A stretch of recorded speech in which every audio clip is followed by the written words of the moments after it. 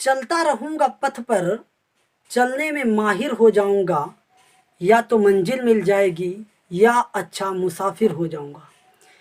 इन्हीं सुंदर पंक्तियों के साथ मैं शुरू करने जा रहा हूँ अपना आज का टॉपिक, जिस पे हम पढ़ने वाले हैं एक समान वैद्युत क्षेत्र में रखे वैद्युत द्विध्रुव पर लगने वाला वैद्युत बल युग्म आघूर्ण, लगने वाला बल युग्म आघूर्ण। तो जिसमें हम देखेंगे कि ये जो बल युग्म आघूर्ण होता है ये टाउ के बराबर होता है, इसको टाउ से प्रदर्शित करते हैं और टाउ को इस तरीके से बनाया जाता है। हम थोड़ा इस विषय में पहले बता देते हैं, थोड़ा ऐसे करके इसको टाउ बनाया जाता है। इसको टी और डब्ल्यू लिखा जाता है, तो इसको कोई कोई टो पढ़ देता है, कोई कोई टाउ पढ़ देता है, कोई इसमें बड़ी बात नहीं है। अब ये देखिए कि इसमें फिगर बना हुआ है, ये जो समांतर लाइन खींची हुई है ये एक हमारा एक समान वैद्युत क्षेत्र को प्रदर्शित करने के लिए बनाया गया है। तो इसको अगर हम इसकी थ्योरी की बात करें तो किस तरीके से होगा, एक समान वैद्युत क्षेत्र ई में एक वैद्युत द्विध्रुव ए बी थीटा कोण पर रखा है, जिसके ए सिरे पर प्लस क्यू आवेश, बी सिरे पर माइनस क्यू आवेश एक दूसरे से अल्पतम दूरी कितने पर 2l पर क्या है स्थित है, अल्पतम दूरी 2l पर स्थित है। प्लस क्यू आवेश के कारण जो लगने वाला वैद्युत बल है वो हमारा F बराबर ई क्यू वैद्युत क्षेत्र की दिशा में, माइनस क्यू आवेश के कारण जो लगने वाला बल है वो F बराबर ई क्यू वैद्युत क्षेत्र की विपरीत दिशा में होता है।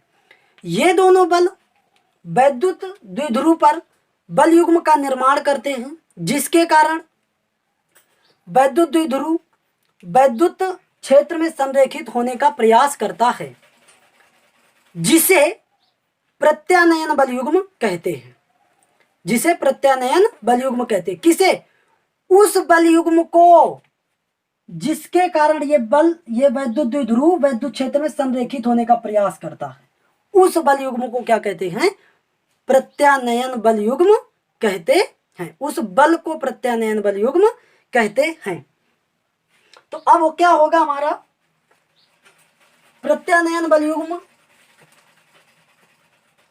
के कारण, प्रत्यानयन बल युग्म का बल युग्म आघूर्ण या बल आघूर्ण कह दो, प्रत्यानयन बल युग्म का बल आघूर्ण। तो हम क्या कह देंगे, टाउ बराबर होगा, ये हमारा किसके बराबर होगा, बल गुणे बलों के मध्य लंबवत दूरी। तो बलों के मध्य लंबवत दूरी क्या है, देखो एक हमारा ये बल है, एक हमारा ये बल है, और बलों के मध्य की यदि लंबवत दूरी निकाले तो ये वाली हमारी बलों के मध्य लंबवत दूरी होगी। तो हम इस बिंदु को लिए हुए हैं, ये बिंदु हमारा बी है, इस बिंदु को मान लेते हैं क्या यम। तो बलों के मध्य की जो लंबवत दूरी होगी वो क्या होगी, एम। तो हम बलों के मध्य लंबवत दूरी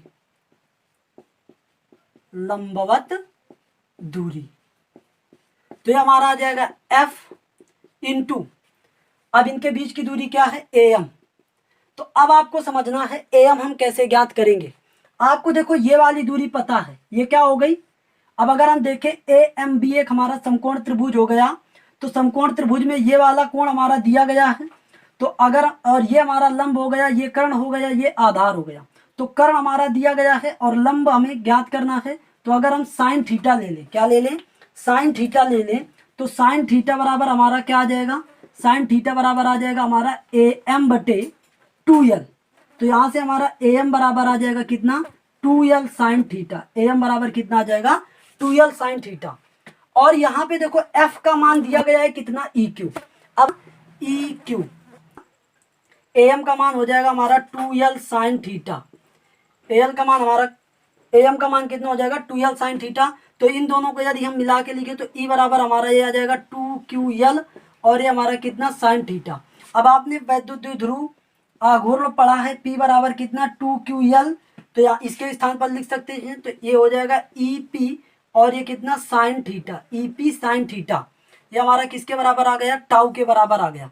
अब एक चीज समझते हैं आप कि अब आपने एक चीज पढ़ी होगी, vector A dot vector B बराबर वो ए क्रॉस वेक्टर बी बराबर होता है ए बी साइन थीटा। मतलब ये हमारा कौन सा गुणा है, दो सदिशों का सदिश गुणनफल, दो सदिशों का सदिश गुणनफल है। और अगर यहाँ पे ए डॉट बी लिखा होता तो हमारा आता vector A dot vector B A B cos theta आता। तो अगर हम इसका वेक्टर रूप लिखना चाहें तो लिख सकते हैं, टाउ में भी वेक्टर लगा देंगे, vector E cross vector P, इस तरीके से हम इसको लिख सकते हैं। तो ये हमारा हो गया बल युग्म का आघूर्ण, इस तरीके से हम इसका निकाल सकते हैं। अब आपको ये देखना है, अगर हम इसकी स्थितियों की बात करें तो जब बल युग्म जो हमारा वैद्युत द्विध्रुव होगा, जब वैद्युत द्विध्रुव हमारा वैद्युत क्षेत्र में कैसे रखा होगा, लंबवत रखा होगा, तो इस टाउ का मान क्या होगा, मैक्सिमम होगा। क्या होगा, टाउ का मान मैक्सिमम होगा। तो आप ऐसे ही देख लें, क्योंकि ये थीटा का मान कितना हो जाएगा, थीटा का मान 90 अंश हो जाएगा। तो जब थीटा का मान यहाँ पे 90 अंश लिखेंगे तो टाउ मैक्सिमम हमारा कितना होगा, टाउ मैक्सिमम हमारा हो जाएगा ये ईपी, और ये साइन 90 अंश, और साइन 90 अंश का मान होता है 1। तो ये टाउ मैक्सिमम का मान हो जाएगा ईपी के बराबर। और आप इस तरीके से भी देख सकते हैं कि अगर ये हमारा इस पे रखा हुआ है तो इससे वैद्युत क्षेत्र ज़्यादा, हमारा वैद्युत क्षेत्र इससे, इसको ज़्यादा से ज़्यादा वैद्युत क्षेत्र प्रभावित करेगा। इस स्थिति में अगर ये हमारा इस स्थिति में रखा होगा तो थोड़ा कम वैद्युत क्षेत्र प्रभावित करेगा। अब अगर इस तरीके से इसको रख दिया जाए तो इसको बिल्कुल नगण्य वैद्युत क्षेत्र प्रभावित करेगा। तो इस स्थिति में जब लंबवत रखा होगा तो वैद्युत क्षेत्र अधिकतम होगा। फिर उसके बाद जैसे जैसे कोण हमारा क्या होता चला जाएगा, घटता जाएगा, वैद्युत आघूर्ण जो हमारा होगा उसका, मतलब वैद्युत बल युग्म का जो आघूर्ण होगा वो हमारा कम होता चला जाएगा। तो उम्मीद करते हैं कि आप लोगों को ये चीज़ बहुत अच्छे से समझ पे आ गई होगी। ये हमारा इस लेसन का अंतिम टॉपिक था।